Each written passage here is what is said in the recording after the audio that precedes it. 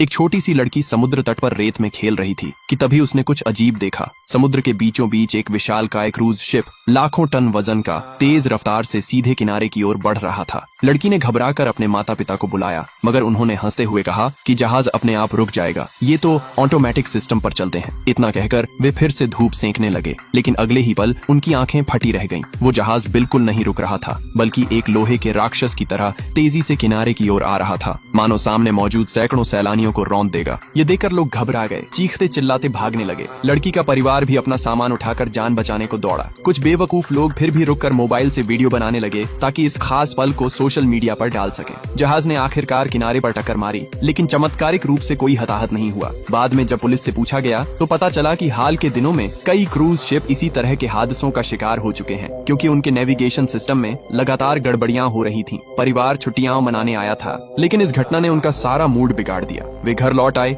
मगर असली डर तो अब शुरू होना था। घर पहुंचकर लीसा ने इंटरनेट पर उस हादसे की खबर खोजनी चाहिए, पर किसी भी वेबसाइट से कनेक्शन नहीं हो रहा था। तभी बाहर उसने देखा 2 हिरण उसके आंगन में खड़े थे। पति पत्नी दोनों खुश हुए, क्योंकि स्थानीय मान्यता के अनुसार अचानक हिरण दिखना शुभ संकेत होता है। पर तभी नेटवर्क बंद हो गया, मौसम अजीब सा शांत हो गया और बच्चे ऊब कर जल्दी सो गए। लीसा और उसका पति निक सोच रहे थे कि शायद नेटवर्क कंपनी मेंटेनेंस कर रही है, लेकिन आधी रात को दरवाजे पर किसी ने जोर जोर से दस्तक दी। वे डर गए। निक ने धीरे धीरे दरवाजा खोला तो सामने 2 अजनबी खड़े थे, एक काला आदमी और उसकी बेटी। दोनों को देखकर लीसा सहम गई, मगर निक ने देखा कि पास का गार्ड उन दोनों को पहचानता था। गार्ड ने बताया कि यह वही व्यक्ति है जिससे लीसा ने ईमेल के जरिए यह विला किराए पर लिया था। बात सुनकर निक ने राहत की सांस ली और उन्हें अंदर बुला लिया। उस व्यक्ति ने बताया कि कुछ घंटे पहले वह अपनी बेटी के साथ म्यूजिक कॉन्सर्ट देकर लौट रहा था, लेकिन रास्ते में शहर की बिजली चली गई। उसका घर 18वीं मंजिल पर था और उसके पैर में चोट थी, इसलिए वह सीढ़ियां नहीं चढ़ सकता था। इसलिए मजबूरन वह यहाँ शरण लेने आया। लीसा को उसकी बातों पर शक हुआ,